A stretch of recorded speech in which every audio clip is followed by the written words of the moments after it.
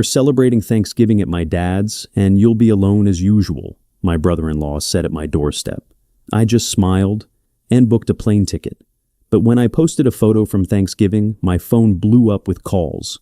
Who was that woman sitting next to me? And why did it destroy their perfect facade? Before we continue, please subscribe to the channel and let us know where you are listening in the comments. The house looked better than when I'd lived in it. That thought crossed my mind as I pulled into the driveway, a store-bought pecan pie balanced on the passenger seat. November had turned Nashville cold and gray, the kind of afternoon that made you want to be inside with family, planning holidays, laughing over nothing. 1 week before Thanksgiving, and I was still trying to figure out where I fit into my daughter's life.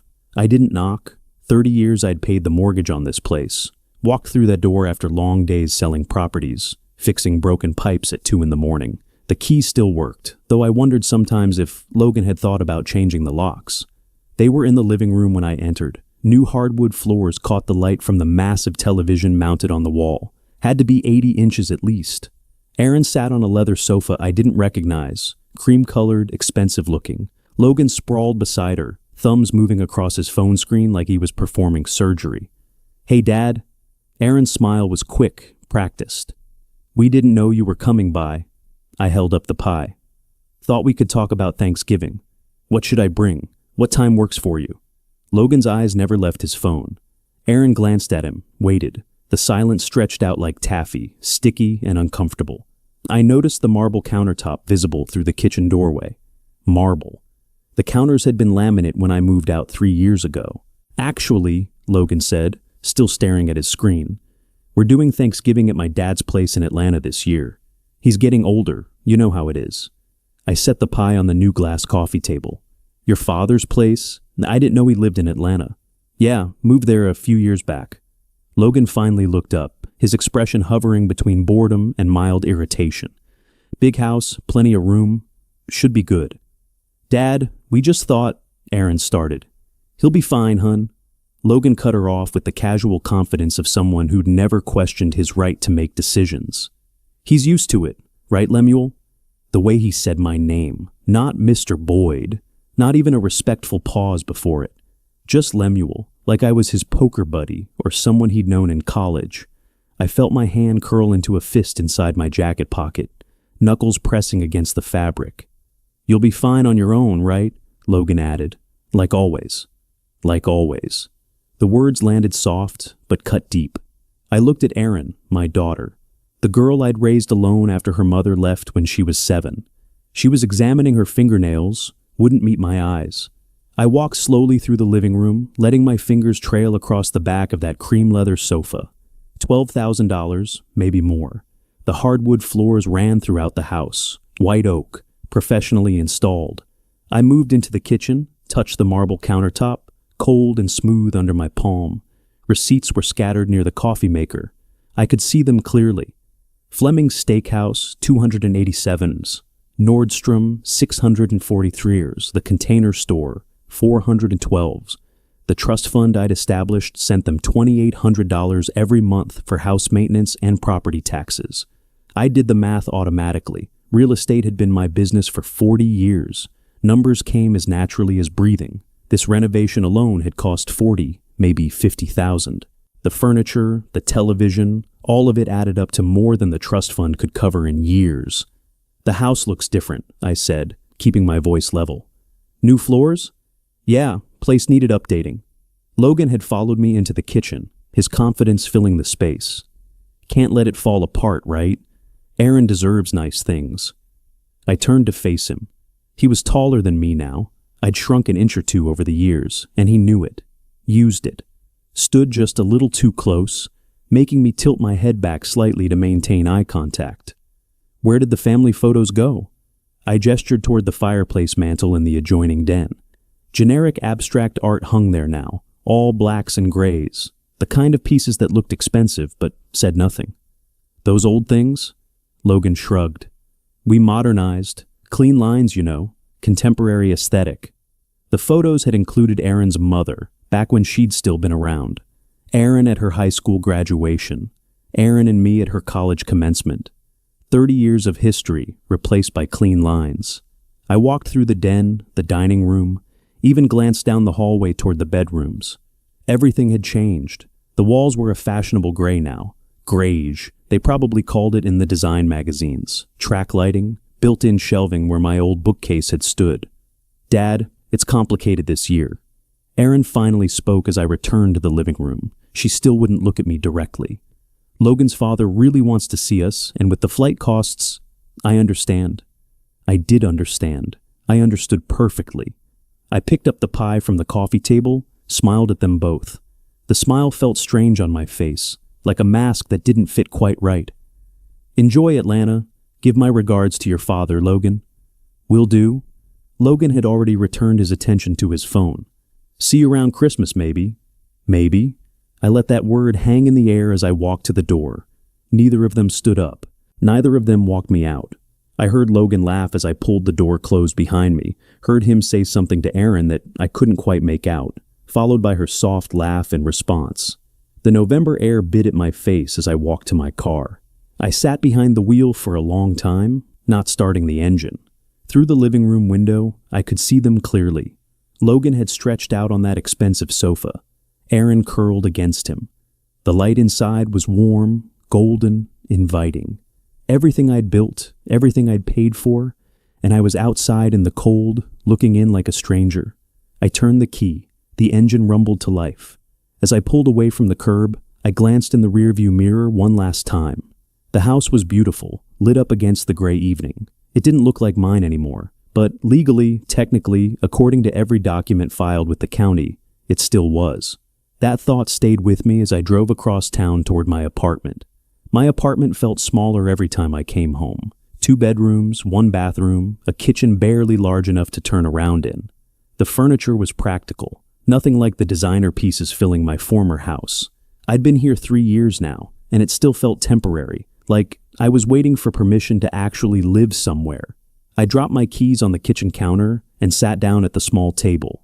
The pie sat in front of me, still in its plastic container. I opened my laptop and pulled out the folder I kept in the hall closet. Financial documents, bank statements, property records, things I'd been avoiding looking at too closely. The trust fund statements told their story in neat rows of numbers. $2,800 transferred automatically on the 1st of every month. 3 years. I calculated quickly. Over $100,000. That didn't include the property taxes I paid directly, or the homeowner's insurance, or the value of letting them live rent-free in a house worth $485,000. Probably more now with those renovations. I pulled up the property records on my laptop, navigating to the county assessor's website, typed in the address, waited for the page to load. Owner of record, Lemuel James Boyd. I stared at that line. I'd forgotten. How had I forgotten something that fundamental? When I'd moved out, when I'd been pushed out, really, when Logan had made it clear there wasn't room for both of us under that roof, I'd set up the trust fund, arranged for them to live there, talked to my lawyer about estate planning. But I'd never actually transferred the deed. The house was still legally mine. 3 years, I said aloud to the empty apartment, over $100,000, and I'm the one who'll be alone on Thanksgiving. I shoved the statements aside and started going through older files, stuff I hadn't looked at in decades. Business cards rubber banded together from the 90s, contracts from property deals that had made my reputation, photos from real estate conferences where I'd been the only black face in a sea of white developers, back when that still surprised people. A faded business card slipped out from between 2 manila folders. I picked it up, squinting at the worn letters. Shannon Morales, property management consultant. Below that, a phone number with an area code I didn't recognize anymore. Shannon, I smiled despite everything. We'd worked together on maybe a dozen deals in the mid-90s, back when I was building my business, and she was sharp and funny, and understood leverage better than most men twice her age. She'd moved to California for a bigger opportunity, and we'd lost touch the way people do. Morales. The surname didn't register. It was common enough. My mind was still on Logan, on Erin's averted eyes, on spending Thanksgiving alone in this cramped apartment. I opened my laptop again and searched for her name. Shannon Morales, San Diego. Found her company immediately. She'd done well for herself. Very well. Commercial property management, residential developments, a professional photo showing she'd aged as gracefully as anyone could hope to. My finger hovered over my phone. This was ridiculous, calling someone I hadn't spoken to in 30 years because I felt sorry for myself, because I was tired of being invisible. I dialed before I could talk myself out of it. 3 rings, 4. Maybe she'd changed her number. Maybe this was... Hello? Her voice was older, but unmistakable. Still carried that warmth, that hint of humor, even in a simple greeting. Shannon, this is Lemuel Boyd. I don't know if you remember... Lemuel Boyd? I can't believe it. How many years has it been? Too many. I leaned back in my chair, feeling something loosen in my chest. I found your card in some old files. Thought I'd see if the number still worked. Well, it does. Though I have to say, this is the nicest surprise I've had all month. I heard her moving, a door closing. So catch me up. 30 years and 30 seconds. Go. We talked for an hour. She'd married twice, divorced twice, built a successful company managing commercial properties across Southern California. I told her about my work, about Aaron, carefully editing the parts that hurt too much to share with someone who remembered me when I'd been stronger. So, what are you doing for Thanksgiving? She asked. Big family plans? I let out a laugh that sounded bitter even to my own ears. Actually, I'm free. My family has other arrangements. Silence on her end, the kind that acknowledged the pain beneath the casual words. Come to San Diego, she said finally. I'm serious. I'll be alone too. We can complain about ungrateful children together. You'll be alone? My son doesn't speak to me. Her voice went flat. Long story, mostly my fault for missing too many Little League games while I was building the business. He's got his own life now, and apparently, I'm not part of it. I thought about Aaron laughing on that cream leather sofa, about Logan's dismissive tone, about spending Thanksgiving heating up a frozen dinner in my kitchenette. You know what? I said. I think I will. Really? Don't joke about it, then not show up. I'm booking the flight right now. I opened a new browser window, pulled up airline websites. You might regret this invitation. I doubt it. She laughed, and it was genuine, free of the careful politeness that had colored every interaction I'd had with Aaron in the past year. It'll be good to see you, Lemuel. Really good. We talked for another 20 minutes while I searched flights. There was one leaving Thanksgiving morning, arriving in San Diego early afternoon. Not cheap, but I had the money. I'd been saving it for a grandchild's college fund, back when I'd still believed I might be included in those kinds of future plans. I'll pick you up at the airport, Shannon said. Text me your flight details. After we hung up, I sat staring at the confirmation email glowing on my laptop screen. Flight 2847, Nashville to San Diego, departing Thursday. November 28th at 6:15 a.m. I'd have to leave for the airport around 4 in the morning, but that was fine. I wouldn't be sleeping much anyway. I closed the laptop and looked around my apartment. The beige walls, the rental-grade carpet, the furniture I'd bought at discount stores because nothing here was permanent. For 3 years, I'd been waiting. Waiting for Aaron to invite me over more often. Waiting for Logan to show me basic respect. Waiting to feel like I mattered to someone. For the first time in longer than I could remember, I'd made a decision purely for myself. Not for family obligation. Not to avoid conflict. Just because I wanted to see an old friend. Because I was tired of being alone. Because the alternative was one more holiday spent pretending I was fine with being forgotten. I didn't know that this simple choice, visiting Shannon Morales for Thanksgiving, would change everything. I didn't know that her son and my son-in-law were the same person. I didn't know that the answers I'd been seeking were waiting in San Diego. All I knew was that I was done being invisible. The California sun hit differently than Tennessee's gray November mornings. I stood outside San Diego International Airport with my carry-on bag, squinting against the brightness that felt almost artificial after weeks of overcast skies back home. The air smelled of ocean salt and something I couldn't quite name. Possibility, maybe, or just unfamiliarity. Shannon's silver Lexus pulled to the curb at exactly noon. I recognized her through the windshield, though she'd changed more than I'd expected. The woman who climbed out wore confidence like expensive perfume, understated but unmistakable. Her hair was shorter, stylish in a way that required maintenance. She smiled, and for a moment I saw the sharp consultant I'd worked with 30 years ago. You haven't changed a bit, she lied graciously, pulling me into a quick hug. Neither have you, I lied back. Her condo overlooked the Pacific from the 15th floor, all floor-to-ceiling windows and clean lines. modern art on the walls, the kind that probably cost more than my car. She'd done well for herself, better than well. "I hope you're hungry," she said, leading me into a kitchen larger than my entire apartment. I got us a small turkey breast, nothing fancy, just the basics. Figured we'd keep it simple. We fell into an easy rhythm preparing dinner together. She handled the turkey while I worked on mashed potatoes and green beans. The conversation flowed like no time had passed. Real estate horror stories, the crash of 2008, clients who'd become friends and friends who'd become cautionary tales. She laughed more than I remembered, or maybe I'd forgotten what genuine laughter sounded like. "You never told me," she said, pulling plates from a cabinet. "Do you have children?" "One daughter, Erin. She's 36, married." "That's wonderful." Shannon arranged silverware on the dining table with practiced precision. "Are you close?" The question landed harder than she'd intended. "We used to be." She caught something in my tone, didn't push. We carried food to the table, settled across from each other, with the Pacific stretching endless and blue beyond the windows. The turkey was perfect. Everything was perfect. And I felt the weight of the week pressing down on me. The rejection, the expensive renovations, my daughter's averted eyes. "Can I ask what happened?" I ventured. "With your son. You mentioned he doesn't speak to you." Shannon's fork paused halfway to her mouth. She set it down carefully, took a breath. "Divorce is brutal on children, even adult children."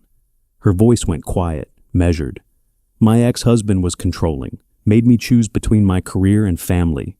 When I chose the business, when I chose myself, my son Logan sided with his father. My own fork scraped against the plate. Logan. The name hung in the air like smoke. I forced myself to keep chewing, to swallow, to reach for my water glass with a steady hand. "How old is he now?" I asked, casual, just making conversation. 38, real estate agent last I heard. She pushed food around her plate. "He told me I destroyed our family. The last time I saw him, must be 15 years now. He said he wished I'd never been his mother." The water glass felt slippery in my palm. 38. Real estate. Logan. Morales was a common surname. Nashville was a city of nearly 700,000 people. There had to be more than one Logan Morales working in real estate. "That's in Nashville?" The question came out too quickly. "Yes, he moved there for work." Shannon's eyes were distant, seeing something I couldn't. "I tried to visit once, after he'd been there a few years. He refused to see me, said I was dead to him, so I should stay that way." A tear tracked down her cheek. She brushed it away impatiently. Eventually, I stopped trying. What's the point of forcing yourself on someone who doesn't want you? I knew that feeling intimately. "I'm sorry." We finished dinner in near silence, the earlier warmth replaced by the ghosts of absent children. Shannon cleared the plates, waved off my offers to help. She returned with coffee and an old photo album, its leather cover cracked with age. "I don't usually do this," she said, settling beside me on the sofa. "But since we're being honest about our failures as parents..." She flipped through pages of memories. A much younger Shannon with a little boy, birthday parties, Christmas mornings, little league games she'd probably missed more often than not. Then she turned to a page near the back. This was taken about 10 years ago in Nashville. He'd just gotten his real estate license. The photograph showed a man in his late 20s, standing in front of a brick building with a professional smile that didn't reach his eyes. The angle of his jaw, that particular tilt of his head, equal parts arrogance and insecurity. The way he stood with his weight on his left leg, right hand in his pocket. Logan Morales, my son-in-law. The man who dismissed me in my own house a week ago. "Handsome, isn't he?" Shannon's voice seemed to come from very far away. "Nashville," I managed. "That's where I live. Small world." "He works in residential real estate there. I looked him up online once. Has his own profile on one of those realtor sites. Seems successful, from what I could see." She closed the album. "I know I sound bitter, but when your child tells you they wish you were dead, that stays with you, you know?" "I can't imagine," I said quietly. But I could imagine. I was living it. Shannon mistook my silence for sympathy. She squeezed my hand. "Look at us. Two lonely people on Thanksgiving, crying over children who don't want us. We're pathetic." "We're here," I corrected. "That's something." I excused myself to the bathroom, told her I needed a moment, locked the door, and gripped the edge of the sink until my knuckles went white, stared at my reflection, a 63-year-old man who just discovered his son-in-law had erased his own mother from existence, told everyone she was dead, built an entire life, married my daughter, lived in my house, spent my money, all while his mother sat alone 3 states away, believing he wanted nothing to do with her. The audacity of it, the sheer breathtaking cruelty. I splashed water on my face, dried it with a monogrammed towel, and returned to the living room with what I hoped passed for composure. "I think I need some air," I said. "Want to walk with me?" We stepped onto her balcony. The Pacific stretched before us, dark and endless in the fading light. Shannon asked if I wanted coffee. Her voice drifted from somewhere behind me, warm and concerned. I pulled out my phone, stared at the blank screen, then looked back at the ocean, at the impossible distance between this moment and every assumption I'd made about my life.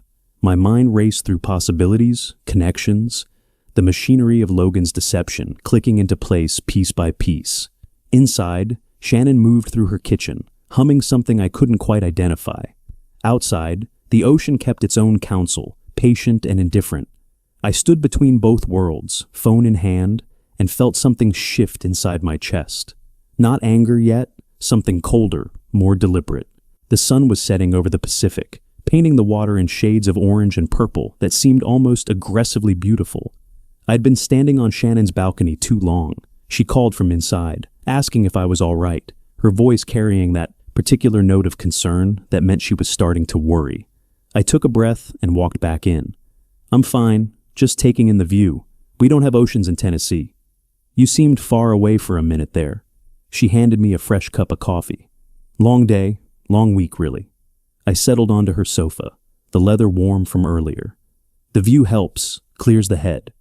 "We should walk," Shannon suggested. "The waterfront is beautiful at sunset. You're leaving tomorrow. You should see more than just my living room." We drove to the Embarcadero, parked, and joined the evening crowd of joggers and tourists and people with nowhere else to be on Thanksgiving. The air had cooled but stayed comfortable. Shannon linked her arm through mine companionably, the way old friends do when they've rediscovered each other. "This was a good idea," she said. "Having you here. I didn't realize how much I needed company until I had it." We stopped at a scenic overlook where the harbor met the open ocean. Sailboats dotted the water, their white sails catching the dying light. Shannon leaned against the railing, looking younger than she had all day. "We should document this," I said, pulling out my phone. "Unexpected reunion. When's the last time we took a picture together?" 1995, probably, that conference in Phoenix. She laughed, moved closer. "We looked so young then, so serious about everything." I framed the shot carefully, both our faces clearly visible, the harbor recognizable in the background. Shannon's genuine smile, my arm around her shoulders. I took 3 photos, checked them. "Perfect." "Send me those," she said. "I never post anything, but maybe I should start." "I'll do you one better." We walked back toward the car as I opened Facebook on my phone. I rarely posted. My account was mostly dormant, a digital artifact from when social media was still new, and everyone thought it mattered. But Aaron followed me, so did Logan. I selected the best photo and typed carefully, "Unexpected reunion with an old friend. Thanksgiving is about being grateful for genuine people in your life." My thumb hovered over the post button for just a heartbeat. Then I pressed it. "That's sweet," Shannon said, glancing at my screen. "You're more sentimental than I remember." Age does that to people. I slid the phone into my pocket and opened her car door. "Makes you appreciate what you have." Back at her condo, Shannon made more coffee while I sat on the sofa, phone face down on the coffee table. The screen lit up once, twice, then didn't stop. The vibrations became a steady rhythm against the glass surface. Someone's eager to reach you. Shannon emerged from the kitchen with 2 mugs. "Family checking in? Just holiday messages, nothing that can't wait." The phone buzzed again, and again. I could see the notifications lighting up the edges of the screen. Incoming calls, text messages, the little icons stacking up like digital panic. I left it face down. Shannon settled beside me, noticed my distraction. "Is everything all right? You can take calls if you need to." "I'm fine." I picked up the coffee, let the warmth seep into my palms. "Just tired. The flight, The time difference. I'm not as young as I used to be. My phone rang. The screen showed Aaron's name. I declined the call. 30 seconds later, it rang again. Logan this time. Declined. Text messages flooded in. I could see the previews. Dad, who is that? Is that Logan's mother? Delete that post now. Shannon frowned at the repeated buzzing. Are you sure everything's okay? Completely sure. I smiled at her, genuine this time. Someone probably just saw my post and got nostalgic.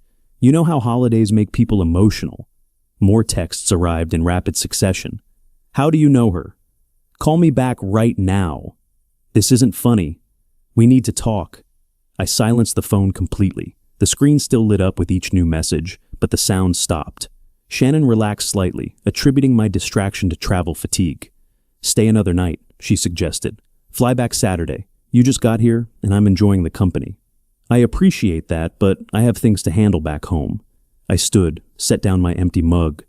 I should probably head to my hotel. Let you have your evening. This was exactly what I needed, though. Promise you'll keep in touch? Actually, keep in touch this time. Not another 30-year gap? I promise. And I meant it. Shannon deserved better than what her son had given her. Better than being erased, declared dead, forgotten. We hugged goodbye at her door. She held on a moment longer than expected, and I realized how lonely she'd been, how much this single day had meant to her. I drove to my hotel in a rental car, checked in, rode the elevator to the 4th floor. The room was generic, beige walls, floral bedspread, a landscape painting of some canyon that probably didn't exist. I sat on the edge of the bed and finally looked at my phone. 43 missed calls, 27 text messages. I scrolled through them slowly, watching the progression. Confusion first. Dad, is that Shannon Morales? Then recognition. Why are you with Logan's mother? Then panic. You need to delete that post. Then fury. This is not okay. Logan's messages were more direct. What are you doing? Call me immediately. This is a private family matter. And finally, this is a private family matter. We need to talk now. I set the phone on the nightstand and lay back on the bed, hands folded behind my head. The ceiling had those textured swirls that all hotel ceilings seem to have, patterns that meant nothing and went nowhere. Logan thought his mother was dead to him. Aaron believed her mother-in-law didn't exist. They'd built their life on careful omissions and outright lies, spending my money in my house while pretending I barely mattered. And now they were terrified. I allowed myself a small smile. I didn't have a full plan yet, didn't know exactly where this was going or how it would end. But I'd just taken my first piece off the board, made my opening move in a game Logan didn't even know we were playing. My phone lit up again. Another call from Aaron. I watched it ring until it went to voicemail, then picked up the device and turned it off completely. Tomorrow I'd fly home. Tomorrow I'd face whatever came next. Tonight, I'd sleep better than I had in 3 years. The flight back to Nashville had landed past midnight. I'd unpacked my carry-on in darkness, hung my few shirts in the closet, set my phone on the kitchen counter without looking at it. Sleep came in fragments, broken by the hum of my refrigerator, and thoughts I couldn't quite organize into coherence. December's gray light filtered through my apartment windows by 7. I made coffee slowly, the ritual comforting in its predictability. The phone sat where I'd left it, screen dark but somehow radiating accusation. 67 missed calls, 89 text messages. The numbers glowed red when I finally picked it up.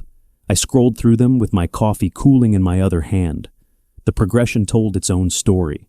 Early messages from Aaron. Dad, is that really Logan's mom?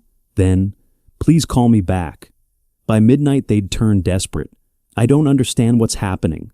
Logan's were different, sharp, demanding. Delete that photo immediately. This is private family business. You're interfering in things you don't understand.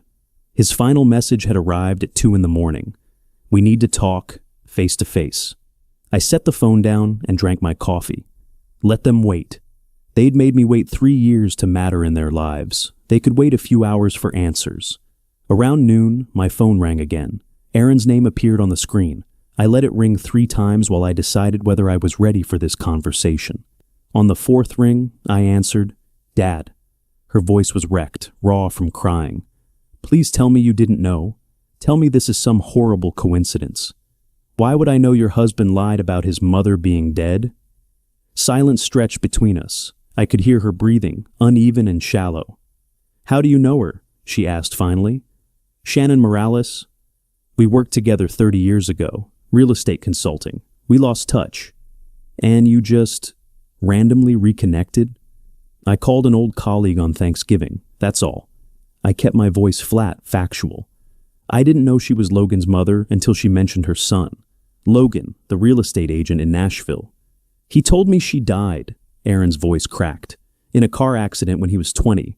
I've watched him skip Mother's Day every year. He'd get quiet and distant, and I thought he was grieving. Interesting, I said. How the dead come back to life on social media. She made a sound that might have been a laugh or a sob. What else has he lied about? That's all I can think about now. What else? I didn't answer. Let her sit with that question. Let it work on her the way Logan's dismissiveness had worked on me. We should discuss this in person, I said. Both of you, my place tomorrow evening, 6 o'clock. He won't want to come. Then don't tell him it's a discussion. Tell him I have questions and he'd better answer them before I decide what else to share with Shannon. Aaron agreed quickly, too desperate for answers to push back. After we hung up, I sat at my kitchen table and thought about what tomorrow would look like. Logan, cornered, would try to control the situation through aggression. Aaron would cry. They'd both want explanations I wasn't obligated to provide. I pulled out my filing cabinet and found the folder I'd labeled Shannon Morales, 1995-1999. Old photos from the Phoenix conference where we'd first worked together. Business cards, contracts with her signature, evidence of our legitimate decades-old connection. I wasn't showing all my cards tomorrow, but Logan needed to understand he couldn't intimidate me. The next evening, I set the folder on my coffee table and waited. They arrived at 6:03, close enough to punctual to show they had debated being late. Logan's jaw was clenched so tight I could see the muscle jumping. Aaron's eyes were red-rimmed, makeup unable to hide the crying. Logan went on offense immediately. What game are you playing? How did you find her? I stayed seated, hands folded in my lap. I didn't find her. I called an old colleague, that's all. You expect me to believe that? He stepped closer, using his height. Out of everyone you could call, you just happened to call my mother? I slid the folder across the table. Didn't open it, just let it sit there between us. I've known Shannon Morales since 1995. We worked together on several major deals. We lost touch when she moved to California. I opened the folder then, revealing the conference photo. Me and Shannon, both younger, standing with a group of other real estate professionals. I didn't know she was your mother, not until she showed me your photo and mentioned her son Logan worked in Nashville real estate. The aggression in his stance faltered. He picked up the photo, studied it, had to acknowledge its authenticity. You need to stay out of this, he said, but his voice had lost its edge. What's between her and me? That's not your business. You made it my business when you lied to my daughter for 8 years. I stood then, matched his height as much as my 63 years would allow. When you told her your mother was dead, when you let Aaron plan her wedding without mentioning she had a living mother-in-law. My relationship with my mother is complicated. Complicated? I laughed, sharp and bitter. You erased her. You declared her dead and moved on.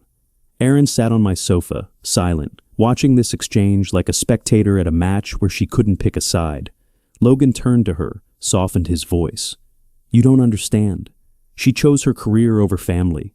She was never there. She's alive, Aaron said quietly. That's what I understand.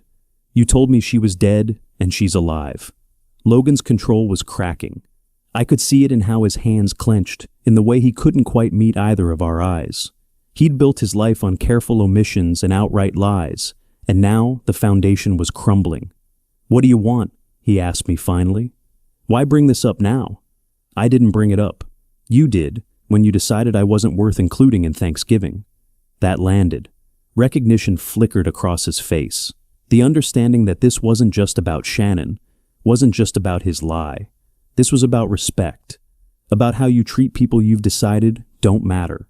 They left soon after, no resolution, no apologies, just Logan's tight-lipped anger and Aaron's confused grief. I stood at my window and watched them get into their car below. Logan was gesturing, sharp and aggressive. Aaron sat motionless, staring straight ahead. The car pulled away, disappearing into December evening traffic. I picked up my phone and scrolled to Shannon's number. My thumb hovered over the call button. I hadn't told her yet, hadn't explained that her son was my son-in-law, that she had a daughter-in-law she'd never met, that Logan had built an entire life while pretending she didn't exist. She deserved to know, but the telling would devastate her all over again. I set the phone down. Tomorrow. I'd tell her tomorrow. 3 days later, snow began falling over Nashville, the first of the season, light and tentative, melting as soon as it touched pavement. I stood at my apartment window in the evening darkness, phone in hand, finally ready to make the call I'd been avoiding. Shannon answered on the second ring. "Lemuel, I was just thinking about you. How was your flight home?" "Uneventful." I closed my eyes, rehearsed the words one more time in my mind. There was no gentle way to do this. "Shannon, there's something I need to tell you about Logan." The cheerfulness in her voice dimmed.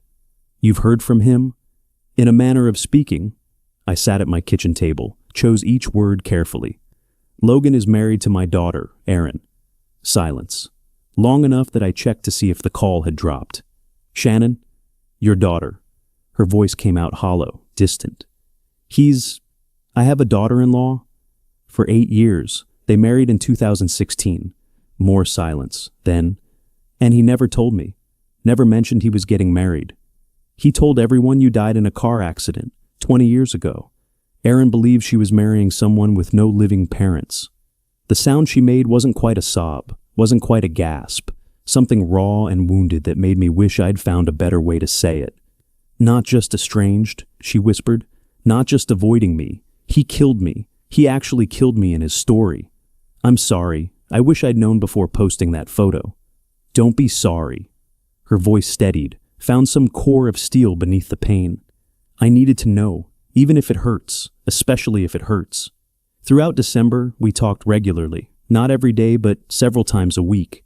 These weren't romantic calls, nothing like that.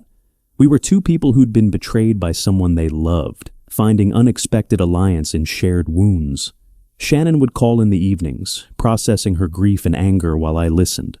She'd share memories of Logan's childhood, the divorce, trying to understand how her son became someone capable of such complete erasure. I shared my own experiences, the dismissal in my own house, the expensive renovations funded by my money, the casual cruelty of being excluded from Thanksgiving. We compared notes like detectives working the same cold case, looking for patterns, trying to understand how we'd both become invisible to people we'd raised. "He was such a sweet boy," Shannon said one night, "before the divorce. Before everything fell apart. He'd bring me drawings from school, save me the last cookie. Where did that child go?" "Maybe he's still there," I offered, "buried under layers of resentment and lies. Or maybe that's just what I want to believe." As January arrived, cold and merciless, Shannon mentioned wanting closure, not reconciliation. She'd moved past hoping for that. But confrontation, acknowledgement, the chance to look her son in the eye and ask him why. "Come to Nashville in February," I suggested. "Face him, get your answers." "I don't know if I can. What if he refuses to see me?" "Then he refuses, but you'll have tried. You'll know you didn't give up." She promised to think about it. Meanwhile, I'd been thinking about my own situation, the house, the trust fund, 5 years of sending $2,800 every month while Logan and Erin spent it on renovations and furniture and expensive dinners. I needed to understand my legal position before making any moves. In mid-January, I scheduled a consultation with Ethan Mason, a real estate attorney whose card I'd kept from years ago. His office occupied the 14th floor of a downtown building, all polished wood and leather chairs. Professional efficiency without unnecessary warmth. Mason was younger than me by a decade, with silver threading through his dark hair and reading glasses he kept adjusting. I explained the situation carefully, laid out the documents I'd brought. The property deed, still in my name. The trust agreement, 5 years of bank statements showing the monthly transfers. He reviewed everything methodically, making notes on a yellow legal pad. When he looked up, his expression was neutral, but his verdict was clear. "The property is legally yours, Mr. Boyd. The trust is revocable at your discretion." "What if I wanted to terminate it?" "That's your right. You need to provide written notice, but it's absolutely your right." He calculated numbers on his pad. Over 5 years, you've contributed $168,000 to maintain a property you don't live in. That's generous. It's foolish, I corrected. I called it generosity. They called it obligation. Mason removed his glasses, met my eyes directly. What would you like to do about that? I didn't answer immediately. The question hung in the air between us, heavy with implications. What did I want? Justice? Revenge? Simply to stop being taken advantage of? I need time to think, I said finally. Take all the time you need, but understand your position is strong. Legally speaking, you have considerable leverage. I walked out of Mason's office into cold January air, hands deep in my coat pockets. Downtown Nashville rushed past, cars and pedestrians and the constant hum of a city that didn't care about individual grievances. The financial numbers kept circling in my mind. $168,000, 5 years. A house I couldn't live in, funding a life that had no room for me.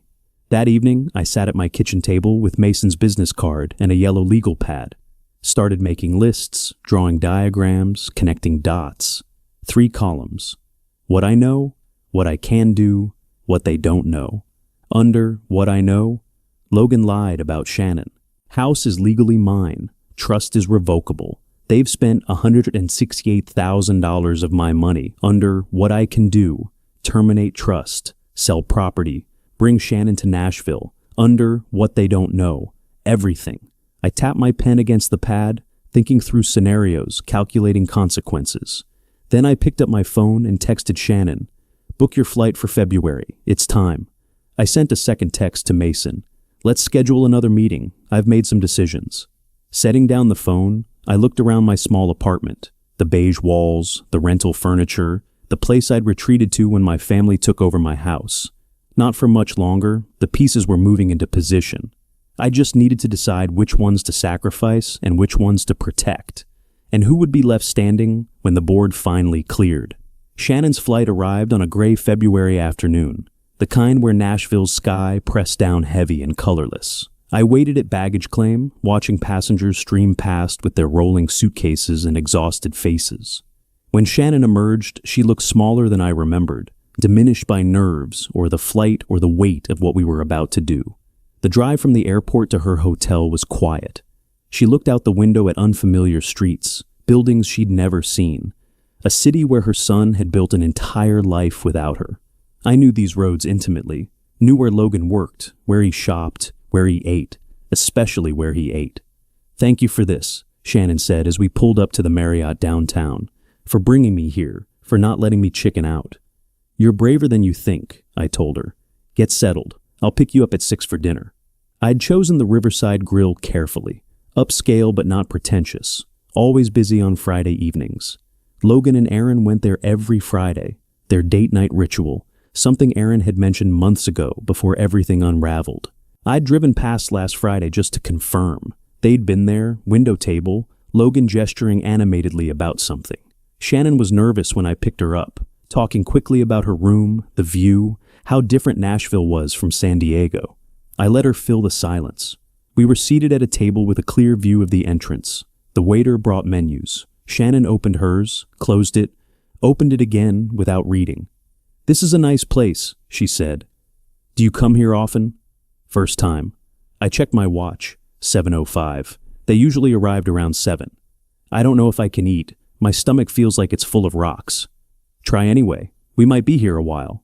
At 7:15, the door opened and Logan walked in with Aaron beside him. He was animated, talking about something with his hands, probably a recent sale. The way his gestures suggested numbers and square footage. Aaron looked tired, like she'd been crying recently. They were shown to their usual table across the dining room, ordered drinks, settled in. I waited until their waiter left. Then I leaned forward, kept my voice low. "Don't look now, but your son just walked in." Shannon's fork clattered against her plate. "Where? Which one?" "Dark hair, blue shirt. The woman with him is Aaron." She turned too quickly, saw them. Her hand gripped the table edge so hard her knuckles went white. "That's him? He looks so different, older." 15 years will do that." "I can't do this. I thought I could, but I can't." I touched her shoulder gently. "You can. Come with me." We stood together, walked across the restaurant, weaving between tables. Other diners glanced up, went back to their meals. Logan was mid-sentence when he saw us approaching. His face went through a sequence of expressions: confusion, recognition, horror, each one more pronounced than the last. The color drained from his skin. Actually drained, like someone had pulled a plug. Aaron noticed his reaction, turned to see what he was staring at.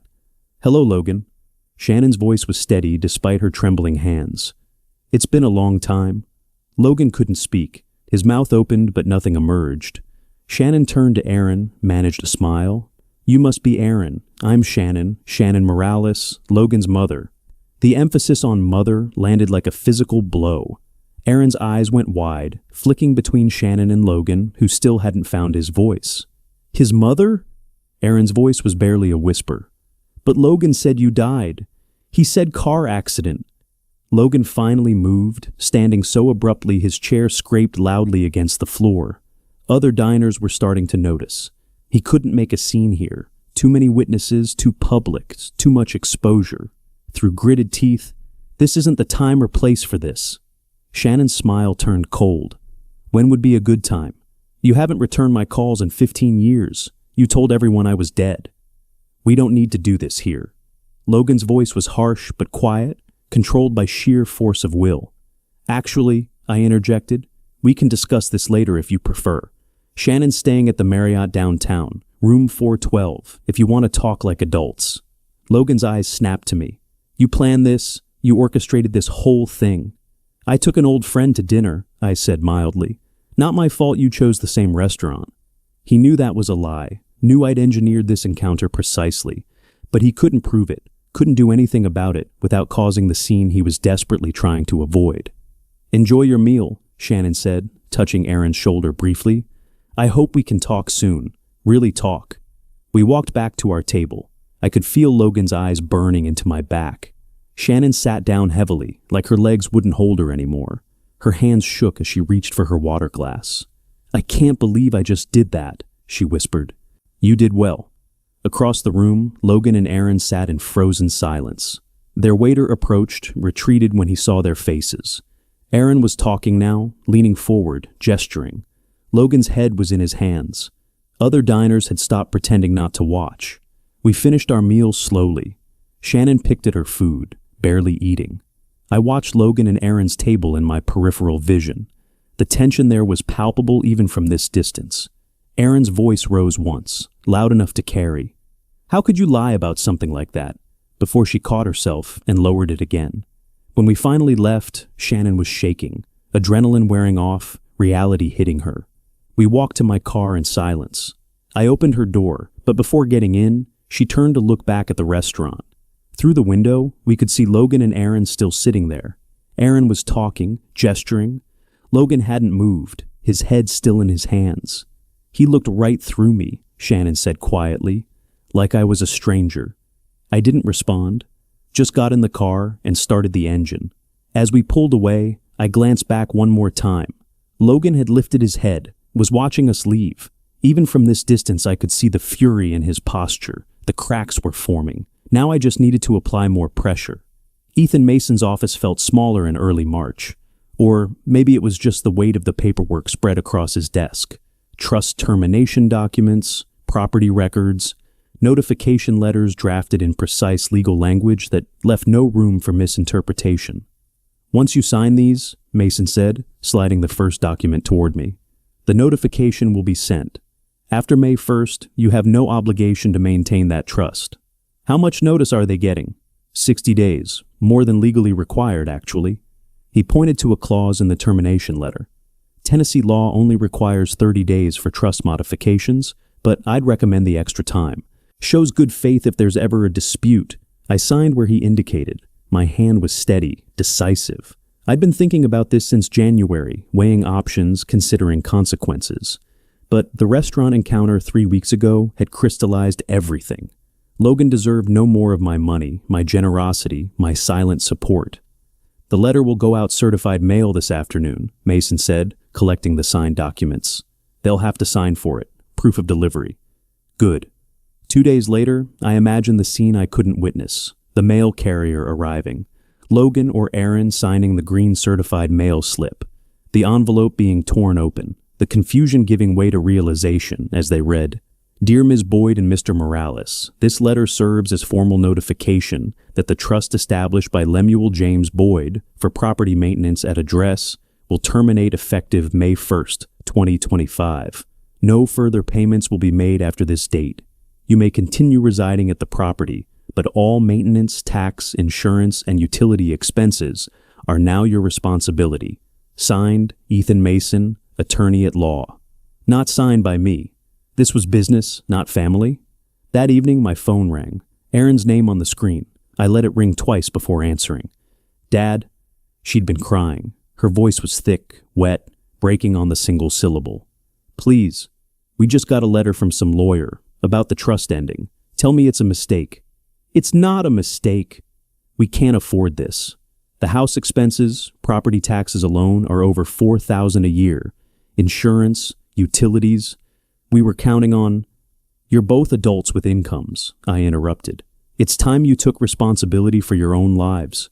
But we've done so much to the house. The renovations, the improvements. Renovations you did with my money, in my house." Silence. Then, "It's still about the restaurant, isn't it? About Shannon. Logan's dealing with a lot right now, Dad. He doesn't need this added stress. Neither did I when he excluded me from Thanksgiving. Neither did Shannon when he told everyone she was dead." I kept my voice flat, emotionless. "You can downsize if you need to. Plenty of apartments in Nashville are more affordable. This is our home.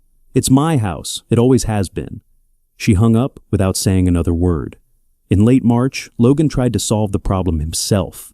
I learned about it later from Mason, who had contacts at most Nashville banks. Logan had walked into First Tennessee Bank, confident and aggressive, requesting a home equity line of credit. The house was worth nearly $500,000, plenty of equity to tap. He probably had his pitch prepared, his documents organized, his charm ready to deploy. The loan officer ran the title search, standard procedure. That's when Logan's plan collapsed. "Mr. Morales," the officer said, "I'm sorry, but we can't approve a loan secured by property you don't own. I live there, my wife's family owns it, we've been there 5 years. That doesn't change the title. The owner of record is Lemuel James Boyd." Logan left the bank furious and humiliated. I could picture it, his aggressive stride across the parking lot, fists clenched, that arrogance finally cracking under the weight of reality. April brought the financial strain into sharp focus. Property taxes, insurance premiums, utility bills that had always been paid by the trust, maintenance costs. When everything was tallied, the monthly burden approached $3,200. Logan's real estate commissions had been down since February. He was distracted, unfocused, bringing his personal drama to client meetings. Erin picked up extra shifts at the upscale boutique where she worked part-time, but retail wages barely made a dent. They started fighting about money, about Shannon, about the lies Logan had told, and the lies he was probably still telling. Each argument chipped away at the foundation of their marriage. By late April, they were barely speaking civilly. Erin had met with Shannon twice for coffee, against Logan's explicit orders. Shannon was careful in these meetings, never bad-mouthing Logan directly, but answering questions honestly about the past, about the divorce, about why they'd lost contact, about the sweet boy Logan had been before everything went wrong. Erin was beginning to see patterns. Logan's need to control, his willingness to lie when it served him, his ability to rewrite history to suit whatever narrative he needed. She called me briefly one evening, her voice tired but clearer than it had been in months. "I don't know if I can trust him anymore." "That's something you'll have to figure out for yourself," I told her. Shannon showed me pictures, Logan as a little boy. She loved him, Dad. He wasn't abandoned. He chose this. What people tell themselves and what's true are often very different things. I don't know what else he's lied about. Every time I think I've found the bottom of it, there's more. I didn't offer comfort or advice, just listened. Let her work through it on her own. In late April, my phone buzzed with a text from Mason. "They've stopped paying property taxes. First installment was due April 15th. No payment received." I read it sitting in my apartment, watching evening fall over Nashville, lights coming on across the skyline. I thought about the house, my house, and the two people living there who believed they could take it for granted forever. My phone buzzed again. Voicemail from Aaron. I didn't listen to it immediately. Instead, I opened my laptop and began researching. Real estate agents who specialized in that neighborhood. Comparable home sales in the past 6 months. Current market conditions. Interest rates. The house was worth more now than when I'd moved out. Probably close to $500,000 with all their improvements. I started making notes on a legal pad. List price, $485K. Agent commission, 6%, or $29,100. Closing costs approximately $8,000. Net proceeds, $447,900. Nearly $450,000. Plus, whatever remained in my savings after 5 years of funding their lifestyle. I could retire comfortably on that. Move somewhere warm, start over. But first, I needed to make sure they understood exactly what they'd lost. I picked up my phone and called Mason. "I want to list the property," I said when he answered. "How soon can we move on this?" Dylan Reed spread the comparative market analysis across Mason's conference table, charts and photographs, sales data from the past 6 months, everything organized with the precision of someone who'd done this 1,000 times. "Similar homes in your neighborhood," Reed said, pointing to highlighted entries, "have sold between $475,000 and $510,000. Given the recent renovations, new floors, updated kitchen, the marble countertops, I'd recommend listing at $485,000. Should move quickly in this market." I studied the numbers. The house I'd walked away from 3 years ago, improved with my money, was now worth nearly $500,000. The irony wasn't lost on me. How long until closing typically? 60 to 90 days once we have an offer. Properties in that area are desirable right now. Young professionals, growing families. I'd expect multiple showings within the first week. I looked at Mason. He nodded slightly. Everything was legal, documented, unassailable. I turned back to Reed. "Let's do it." Reed pulled out the listing agreement. I signed where he indicated, authorizing the sale that would displace my daughter. The pen moved smoothly across the paper. No hesitation. Throughout May, I heard things through Shannon. She'd become my inadvertent intelligence source. Aaron confided in her, seeking maternal guidance she'd never had. Logan's business was suffering. He'd lost a major commercial listing, a property he'd been courting for months. Showed up to the presentation unprepared, distracted, kept checking his phone. The client chose another agent. The commission would have been $18,000. Aaron said he came home at 2 in the afternoon, Shannon told me during one of our phone calls. Sat in the garage for over an hour. Wouldn't talk about what happened. The cracks were becoming chasms. Late May, Shannon met Aaron for coffee at their usual place downtown. They'd fallen into a comfortable rhythm, twice a week, casual conversation. The relationship Aaron should have had with a mother-in-law all along. Shannon mentioned something that seemed innocuous to her, but landed like a bomb for Aaron. Logan was always bad with money, even as a teenager. His father and I argued about it constantly.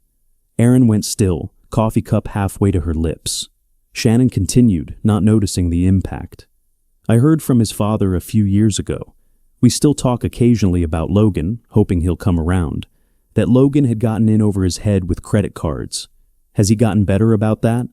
That evening, Shannon called me. I think I said something wrong. Aaron got very quiet, made an excuse, and left early. I could imagine what Aaron had done next. Gone home. Checked their joint accounts. Found nothing unusual because Logan was too smart for that. Then checked his personal credit card statement, the one she'd never looked at because she'd trusted him when he said he had no debt. The first week of June, the certified letter arrived at their door. Notice of intent to sell property. Mason had drafted it carefully, every word chosen for maximum legal protection. Lemuel James Boyd, as sole owner of the property at address, intends to list the home for sale with an expected closing within 60 and 90 days. Current residents must vacate within 60 days of sale closing. Shannon told me Logan read it 3 times, each reading making his face redder. He called an attorney immediately. Not Mason, someone he found through aggressive internet advertising, promising to fight for your rights. But after reviewing the documents, the attorney's verdict was the same as Mason's had been for me. Logan had no legal standing, no ownership, no lease agreement, no tenant protections. The verbal arrangement and trust fund didn't create rights.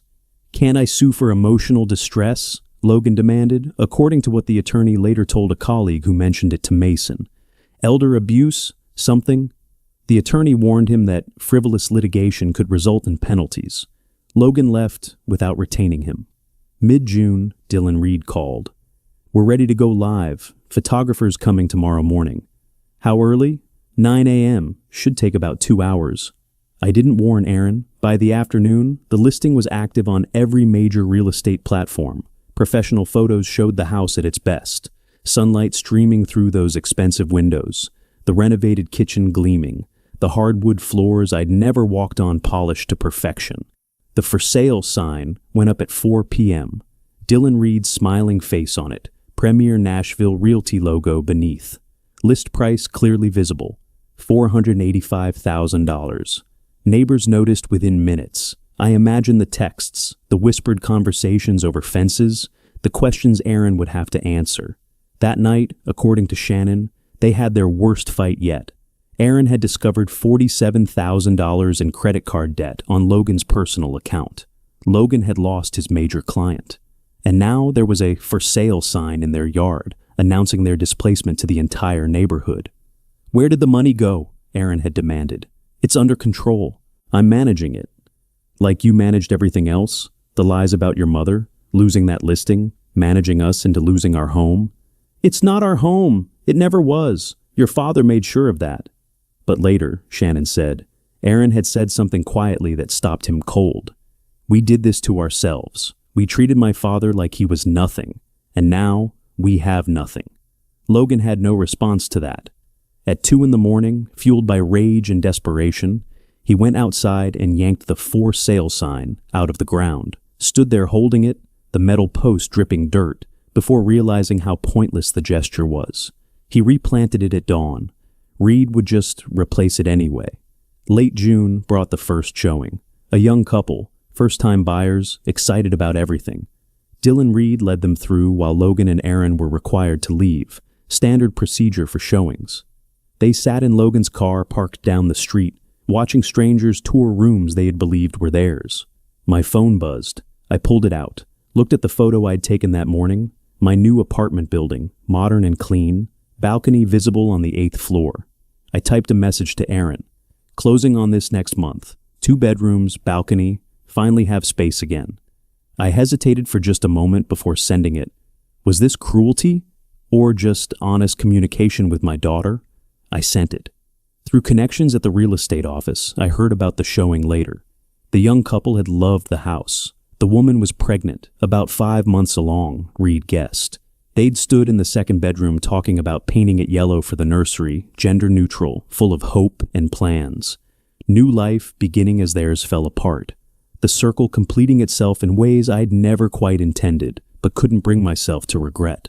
The apartment purchase agreement sat before me in mid-July, waiting for my signature.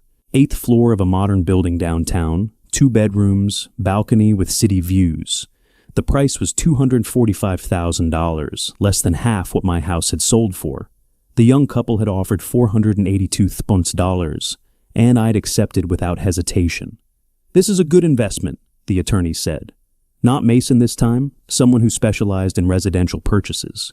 The building's only 3 years old, excellent management company.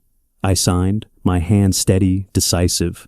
The weight I'd carried for 5 years, the burden of funding a life that had no room for me, lifted with each stroke of the pen.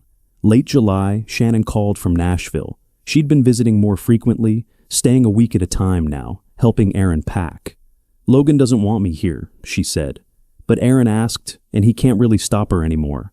How is she? Overwhelmed. They found a rental apartment, 2 bedrooms, one's $850 a month, much smaller than what they're leaving. Shannon's voice softened. They're selling furniture to cover the moving costs and deposits. The truck they rented is half the size it should be. I pictured my daughter wrapping dishes, boxing books, dismantling the life she'd thought was permanent. Felt something that might have been sympathy, but was mainly just acknowledgement.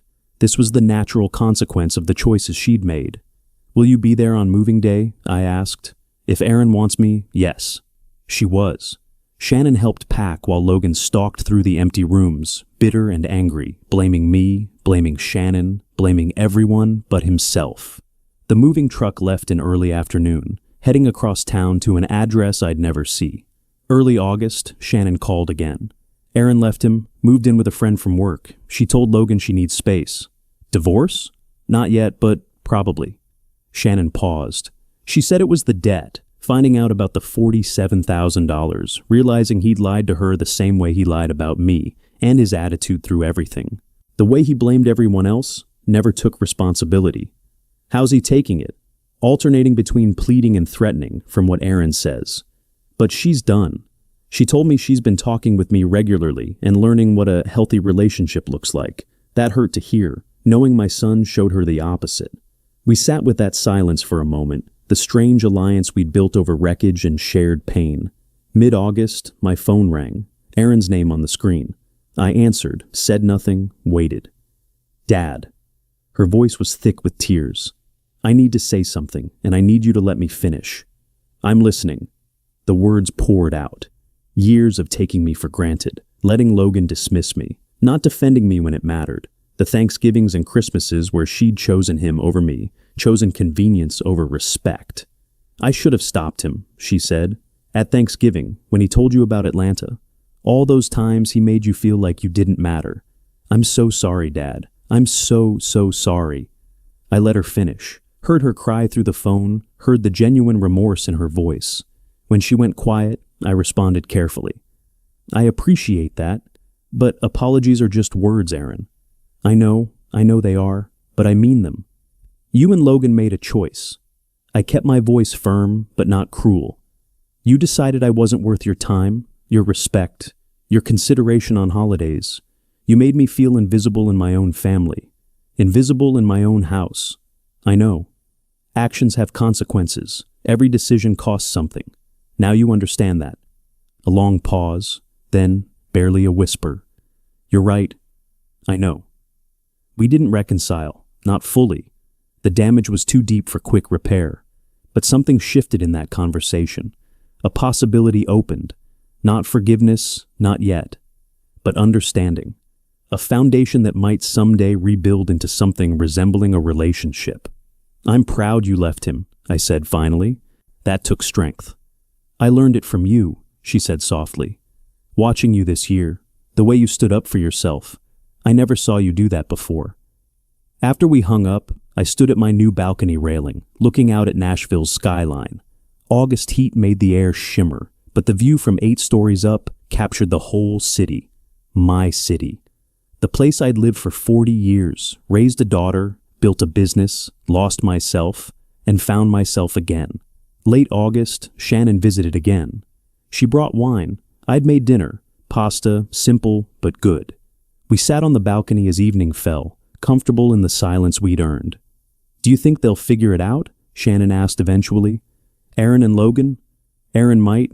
She's starting to see clearly, asking the right questions. I sipped my wine.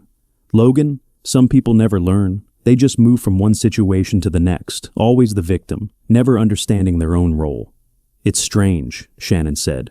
I have a better relationship with his ex-wife than I ever had with him as an adult. Erin's not his ex-wife yet. Give it time. She smiled sadly. But you're right. It is strange. I have a daughter-in-law who actually wants to know me, and I have a son who wishes I was dead. You have more than that now. I gestured at the space between us, the wine glasses, the comfortable evening. You have a friend who understands what it costs to matter. She touched my arm gently. Acknowledgement without words. The sun finished setting. Nashville's lights created a canvas of gold and white below us. Thousands of lives being lived in buildings I could see from here. Somewhere out there, Logan was in his small rental apartment, alone, still blaming everyone but himself. Somewhere else, Erin was with her friend, trying to rebuild, learning hard lessons about choice and consequence. And here I sat, in my space, with furniture I'd chosen, walls I'd painted, a life entirely my own. Shannon refilled our wine glasses. The evening air cooled slightly, bringing relief from the day's heat. I looked around my balcony, smaller than the deck at the house had been, but mine. Every plant I'd chosen, every chair I'd positioned, Every view I'd earned through patience and planning and refusing to accept invisibility. For the first time in 5 years, I wasn't living in the shadow of what I'd lost. I'd built something new, something better, something that couldn't be taken because I'd claimed it for myself. Shannon said nothing, just sat beside me in understanding. We both knew what it had cost to get here, the pain, the confrontations, the relationships severed or damaged. We'd both lost children in different ways, but we'd gained something more valuable. Proof that we mattered, that our lives were worth fighting for, that consequences applied to everyone. The story didn't end with triumph, just quiet satisfaction. Justice served, lessons learned, life reclaimed. If you like this story, please like this video, subscribe to the channel, and share your impressions of this story in the comments. To listen to the next story, click on the box on the left. Thank you for watching.